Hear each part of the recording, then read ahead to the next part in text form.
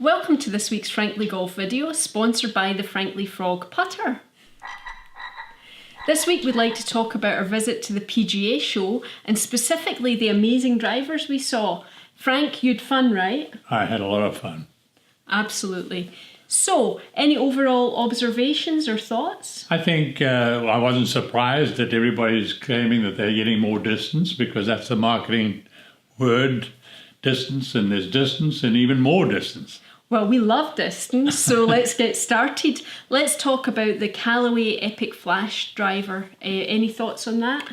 Well, it's got a composite head crown to it, which decreases the weight, gives them the ability to use that weight discretionally wherever they want to, and it's got the it's got the Epic, the jailbreak technology, but also it was designed by artificial intelligence. Yeah. You know, that's going to be a bit of a problem for the R&D department very soon. They're going to be looking around for a job. Yeah, and it's got a special face, hasn't it? It's got a new face technology as well. But it looked good. I thought it looked great. Very good looking. How about the Ping G400? Because that was interesting as well. Well, there you've got some turbulators. They've increased the size of the turbulators on top of the crown.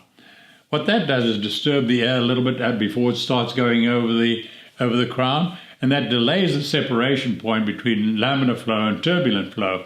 And as a result, it decreases the coefficient of drag, and because of that, you're going to get increased speed.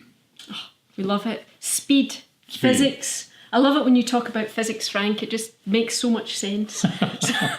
So now as we're talking about speed, how about the Titleist speed or the TS drivers? Yeah, that's speed.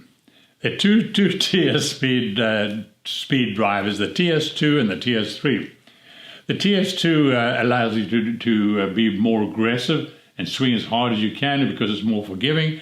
The TS3 allows you to adjust the center of gravity or that position on the sweep face a little bit more. That's good. So I think you'd like the TS2, Frank. Maybe you could swing a bit harder and you'd outdrive me. Right. Moving on, because who wants to be outdriven by a girl? Mm-hmm. Let's talk about the Wilson drivers we saw. Any thoughts on them, Frank? Well, there are two drivers. There's the new one, the Cortex, and that has all the bells and whistles you can think about on them. Adjustability all over the place, as well as the hosel. And then there's the D7. The D7 is just a simple driver. It doesn't have any adjustments in it. You get three different drivers, and probably as good as anyone else, any other driver.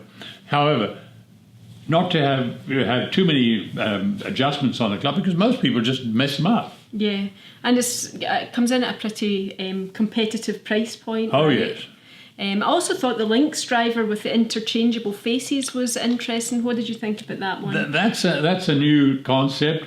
Instead of adjusting the loft and lie and the angle of the face and everything else on the hosel, now you just change the face. The face has all the properties that you want in those properties. So it's a new concept.